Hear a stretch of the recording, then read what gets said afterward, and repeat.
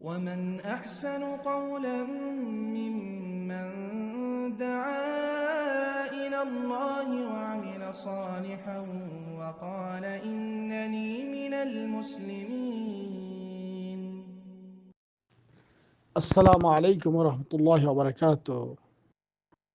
সম্মানিত মুসলিম ভাই বোনেরা, আমরা আলহামদুলিল্লাহ পবিত্র মাহে রমাদান উপলক্ষে এবছর আমরা নবী মুহাম্মদ সাল্লাল্লাহু আলাইহি ওয়াসাল্লামের জীবনের উপরে কিছু কথা আপনাদের কাছে তুলে ধরব পবিত্র মাহে রমাদানে।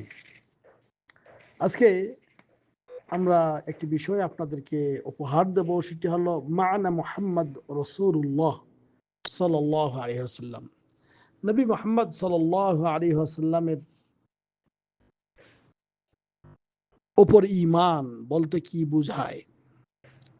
আমরা জানি একটি কালেমা শাহাদাতাইন যেটা বলা হয়, অর্থাৎ দুটি কালেমার সাক্ষ্য অবশ্যই দিতে হয়। সেটি হলো আশহাদু আল্লা ইলাহা ইল্লাল্লাহ ওয়া আন্না মুহাম্মাদুর রাসূলুল্লাহ।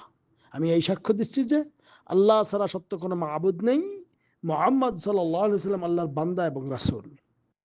তাই মুহাম্মদ সাল্লাল্লাহু আলাইহি ওয়াসাল্লামের বান্দা এবং রাসূল, এই কথার সাক্ষ্যদানের মানে কি?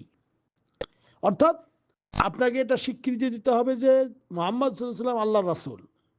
এটা আপনার ইয়াকিন, পরিপূর্ণ আস্থা এবং বিশ্বাস তার প্রতি রাখতে হবে। তিনি হলেন মুহাম্মদ ইবনে আব্দুল্লাহ, আব্দুল্লাহর পুত্র মুহাম্মদ। তিনি আমাদের, আপনার আমার রাসূল। তিনি আল্লাহর পক্ষ থেকে প্রেরিত রাসূল। তিনি সত্য নবী এবং তিনি জিন এবং ইনসান সকলের কাছে এসেছেন। অতএব তাকে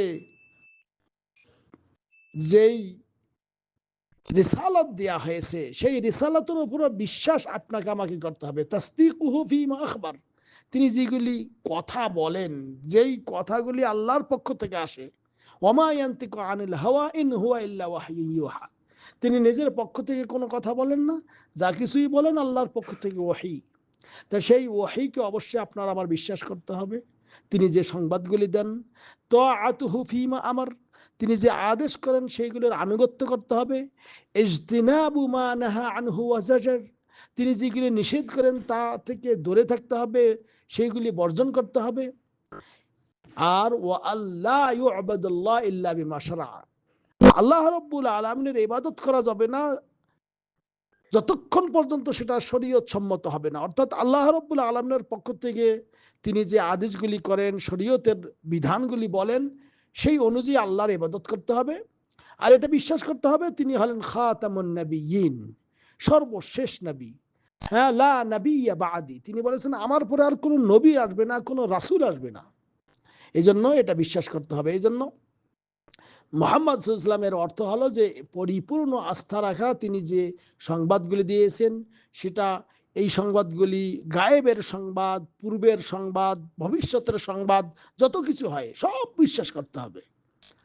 এই যেই সংবাদগুলি নবী করিম সাল্লাল্লাহু আলাইহি ওয়াসাল্লাম দিয়েছেন সহিহ হাদিসের মাধ্যমে যেগুলো আমরা জানতে পারি, এবং তার আদেশ ও নিষেধগুলিকে আমরা কিতাব এবং সুন্নাহ অনুযায়ী আপনাকে আমাকে সেইগুলি অনুযায়ী আমল করতে হবে। এবং তিনি যেগুলি কাজ করতে নিষেধ করেন, যেগুলি কাজ করতে সাবধান করেন, যেগুলি কাজ থেকে দূরে থাকতে বলেন, সেগুলি থেকে বিরত থাকতে হবে। এবং আল্লাহ রাব্বুল আলামিনের ইবাদত করতে হবে তার তরিকা মোতাবেক। কারণ ইবাদত ততক্ষণ পর্যন্ত কবুল হবে না যতক্ষণ তার মধ্যে ইখলাস থাকবে না এবং নবীর মুতাবাআ থাকবে না, নবী করিম সাল্লাল্লাহু আলাইহি ওয়াসাল্লামের আনুগত্য হবে না।